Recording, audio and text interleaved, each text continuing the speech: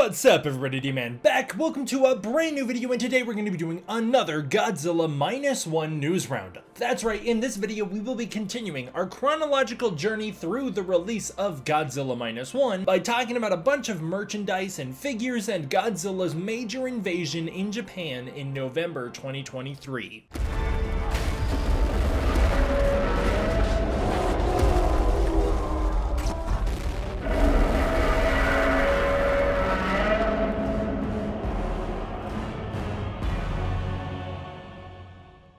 Starting out, we are going to do some art like always, but this is actually a little different. This is going to be some figure art. This first piece comes to us from Ben Inside, and this is the Throne of the Ride Godzilla Atomic Breath Blue version. If I'm not mistaken, Ben is a model maker, and this is a model he made, and it's so freaking cool, man. I had to talk about this thing. Not only is it relevant because Godzilla the Ride is the direct inspiration for Godzilla -1's design, obviously both are director Takashi Yamazaki's Godzilla, but holy crap, man, the details on this thing are wonderful. Godzilla appears to be crushing Rodan under his foot, the poor little guy. Oh man, but that's so cool. Now, it's also possible he's crushing Ghidorah under his foot because of course he does fight Ghidorah in it, but Rodan fights Ghidorah in that Godzilla the Ride, so I figured it could be either. Either way, Godzilla is definitively holding one of the severed heads of King Ghidorah. It's just so freaking cool, so I wanted to show that off. I thought it was wonderful. This next one comes to us from My Kaiju, and it is a mock magazine cover featuring Godzilla the Ride. I love that he's holding the train, very -1. I love that it's a variety fake special edition. That's super funny. But obviously this is like a mock poster for what it would look like if Variety did a Godzilla -1 article. He did a great job with this. This is a super cool photo. Fujibami released some Godzilla brown sugar donut sticks. I did not get these, but I love the box art. Love the -1 cover, and then I love all the Godzillas on the side going through Godzilla's history up till Shin Godzilla. That's a lot of fun. I just think that's super cute. I like whenever companies do promotional tie-ins like this, and having some donuts, some donut sticks. I've never had a donut stick, but having some donuts with Godzilla's name plastered on it, that sounds like a very nice day. Toho revealed the Godzilla 70th anniversary calendar. I think it's super funny that they've been calling it the 70th anniversary since the 69th anniversary, but to each their own. Obviously, this goes through Godzilla's history. I actually have this calendar. It's very nice. It jumps around through history a little bit, and you can see they've kind of collaged some things like the Millennium series together. That way they can get to other entries like -1, but I think it's super cool. I like that they do that. I always like collecting those kind of themed calendars, so that's a nice one. We have some classic Godzilla merch and some -1 merch from Atmos. This is wonderful.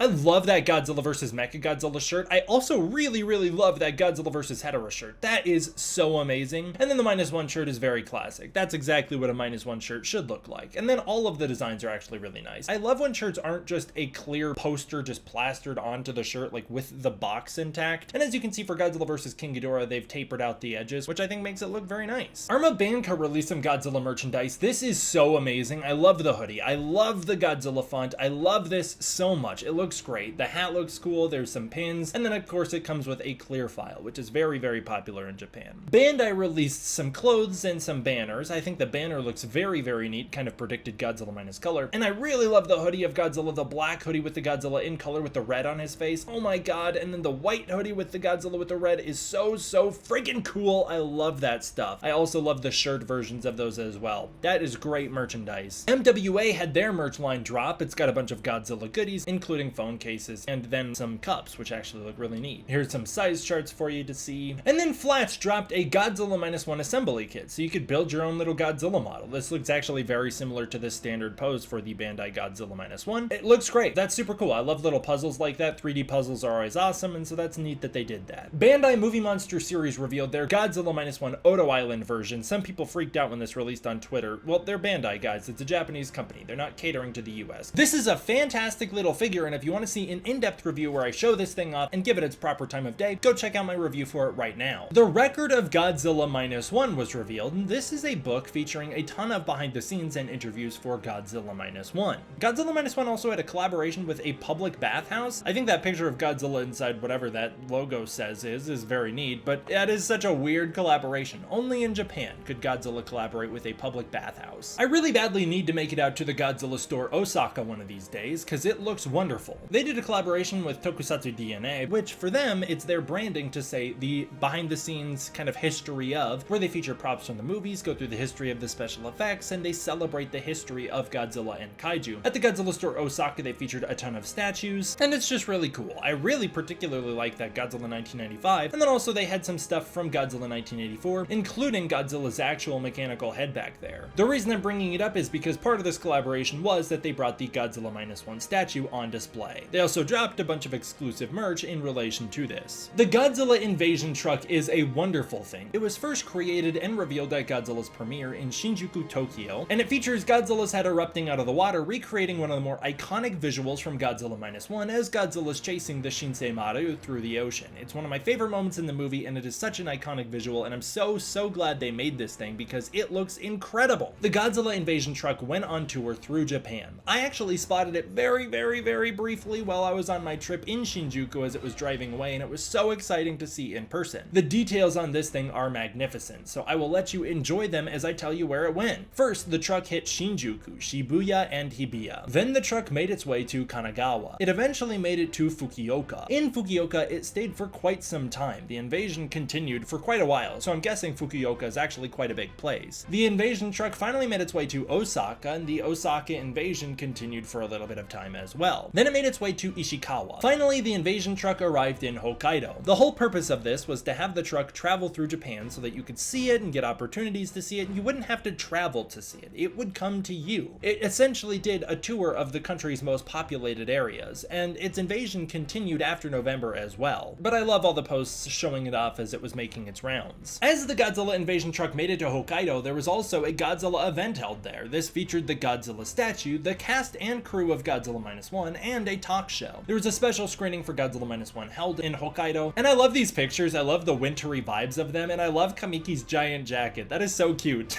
And they were celebrating at a Toho Premium Theater, it looks like. It just looks like a lot of fun. I love the confetti coming down and all of that. It's great. A Godzilla -1 cast and characters promo was released for the movie, celebrating all of the different people in it, and it was good stuff. Then Godzilla -1 had a 40x screen? I don't know what that is. Poster and promo released. I saw Godzilla -1 both in ScreenX and 40x, and it was a wonderful time in both. Very different experiences, but yet at the same time very similar, and it was just a lot of fun. I recommend seeing 40x if you see a good movie coming out that you maybe have already seen one time before. This is going to be a cool way to experience it in a brand new light. Toho then celebrated Godzilla -1, holding the #1 spot at the box office for 3 weeks straight. To celebrate this, they announced an English subtitled version of Godzilla -1 would be coming to Japan. It would be playing in theaters, releasing on November 23rd for about a week. I think that is so funny that that wasn't available at the start, so like when I went to Japan to see Godzilla -1 opening day, I could not see it with subtitles. I think that is really funny. I'm actually kind of glad I didn't see it with subtitles first because I got to take in the visuals alone rather than focusing on the dialogue, and that made me appreciate the movie on a much deeper level, but I do think that is so funny that I didn't even have the option, and then just shortly after I left, they revealed that they were going to be doing the subtitled version. That's very funny to me. But I'm glad they did that. I wish more theaters would offer movies with a wider variety of formats so that you could see it with Spanish subtitles and English subtitles and whatever other major subtitles or languages are in your area. I think that would be a very helpful thing for theaters to do. Finally, there was a Godzilla stage greeting held at the Dolby Cinema in Susukino. We got a motion graphics banner here to show it off, and that thing just looks amazing, man. That is so beautiful. And that'll do it for Godzilla's invasion of Japan as far as November 2023 is concerned. The big takeaway that I wanted to focus on was how awesome the Godzilla invasion truck is, and I just wanted an opportunity to show off all those wonderful photos of it, showing the incredible amount of detail that went into it, both not only in the sculpt, but also the paint, because it looks wonderful and holds up under so many different lightings so well. Thank you guys all for watching. I want to give a huge thank you to my patrons over on Patreon. It is through the support of the patrons that I'm able to make videos like this in the first place, so I really appreciate it. If you want to check out the Patreon, you can use the link in the description below where you can get early access to content, access to the Discord community, and more. Thank you so much for watching. I hope you enjoyed. I will see you all next time for the next one.